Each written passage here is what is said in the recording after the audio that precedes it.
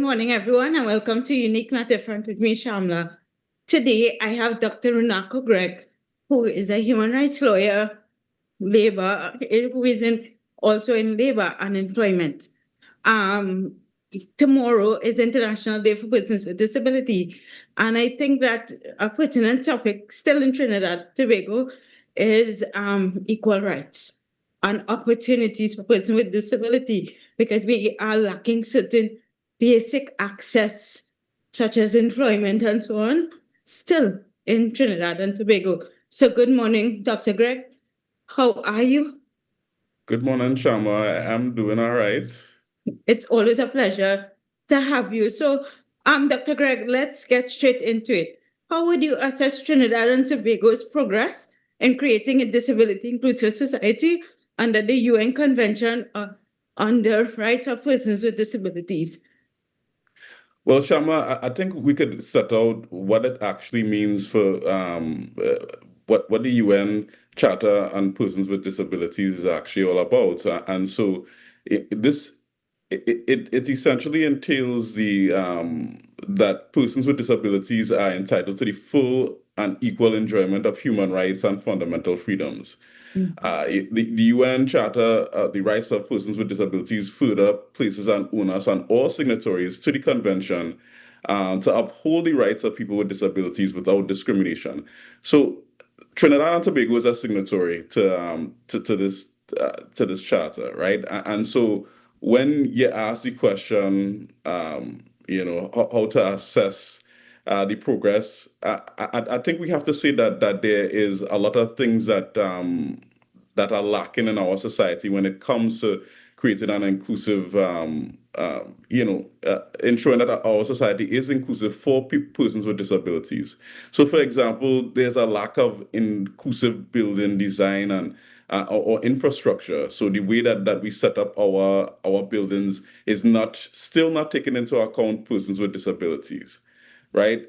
Something as fundamental and important as public transportation that focuses on the equitable mobility of persons with disabilities is something that is also lacking in our society, right? You mentioned work. I mean, if persons are not able to drive a vehicle, jump in a car, or even get to a point where they could take a bus or a maxi. How are we getting these persons to be able to move around, right? So that is something that also remains lacking in our society. Something as well when we think about housing, right? So do we have a universal design that ensures accessibility for persons with disabilities? Right, and I would say that is also clearly lacking as well. What things do we have in place for those who may acquire disability after a period of time, or an acquired disability, as one would call it, right? There's also a lack of programs specifically for people with disabilities. Be it recreation programs or things that may help with things like occupational therapy, like these sorts of things that may be focused and specific for persons with disabilities. There's also a lack of that.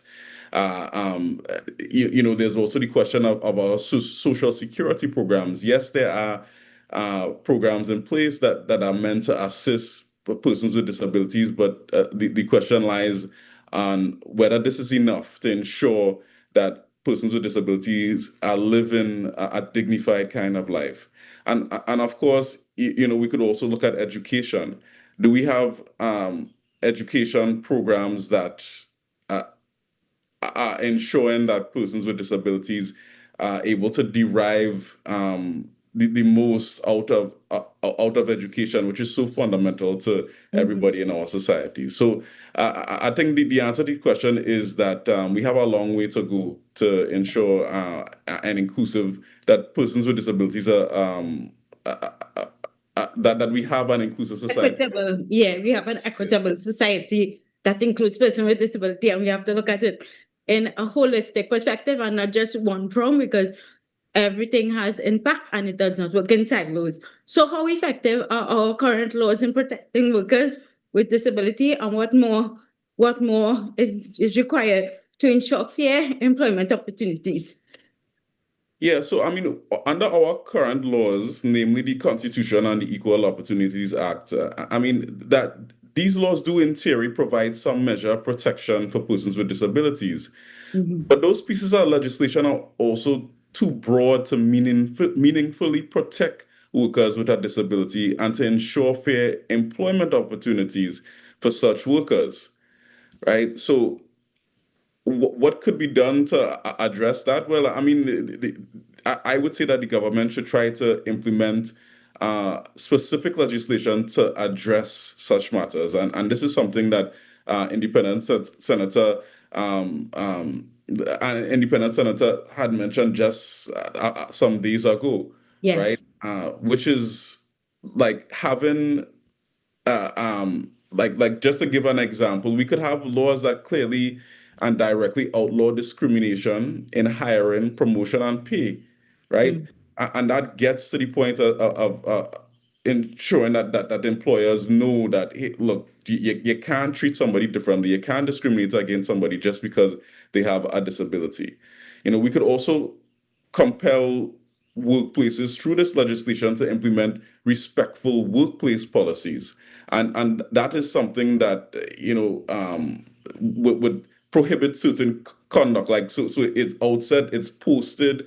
It is something that employers and workers alike will be aware of within the workplace, to know that they have a responsibility not to harass, not to bully, and not to discriminate people with disabilities, right? And having also reporting mechanisms for when these things take place in the workplace, right? Having resolution processes that will help to address these matters, right? There could also be disability management within the workplace. So Mhm. this is something that would encourage workplaces to grapple with things like retraining and modified duties, and and to ensure people return to work processes for those who become disabled. So Exactly. it's not just persons born with a disability. It's also many of us may acquire a disability for whatever reason, and it's how to treat with that, right? So I think these are all things that could be done through legislation. I want to get to this question before we complete, because I think it's a pertinent question.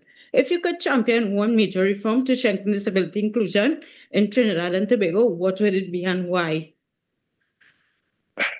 I think if there was one major reform I would champion to strengthen disability inclusion, it would be a kind of public awareness campaign that would Mm. help to promulgate the rights of persons with disability to be free from discrimination and harassment, in order so that they could live with dignity in our society. Mm. I think at the end of the day, we need to have a culture that considers people with disabilities not as an afterthought or a downtrodden minority, but people who are equal members and partners of our society, right? So I think if there was one thing, I would say that, because we could have the laws, we could have the consequences for these actions, but if we don't, if we're not on the same page in terms of culturally, this is who we are, people that recognize the value of everyone, including those with disabilities, we'll only go so far. So that is what I would say, a kind of public awareness campaign. I agree. I totally agree. And how can Trinidad and Tobago shift from stigma of charity towards a rights-based approach to charity-based, from charity-based to rights-based approach that upholds dignity and full participation for persons with disabilities? Yeah, so Shama, again, I think building on what I just mentioned, Mhm. I think a step towards, what you're suggesting there is in terms of our rights-based approach that upholds the dignity of persons with disabilities, is a shift in culture, right? That sees everyone in our society as having something to contribute and values those contributions equitably, right? So a society, again, where people with disabilities are not seen as an afterthought, or a downtrodden minority, right? So on a fundamental level, it means building a culture that is rooted in social justice, not in name alone, but in practice, Mhm. right? That should put us on the path of building a society which, in every facet, strives towards inclusivity. So one that pushes the notion of from each according to their ability to each according to their need. So that is how I would say we could realize that that shift. Those are excellent, excellent, excellent points. And I think it's very pertinent. And you brought forward ideas and stuff that is very, I guess, not talked about much in terms of closing the gaps, between, I guess, mainstream society and persons with disabilities. So, Dr. Gregg, I want to say thank you so much. It's always a pleasure having you. And I hope to have you back, to, I guess, have further discussion on this topic. So it's always a pleasure. Thank you very much. Thank you, Shamla. Thank you. So, guys, with that being said, I want to say thank you so much for tuning in to this week's segment of Unique and Different. As I always say, be good, do good. Bye, everyone.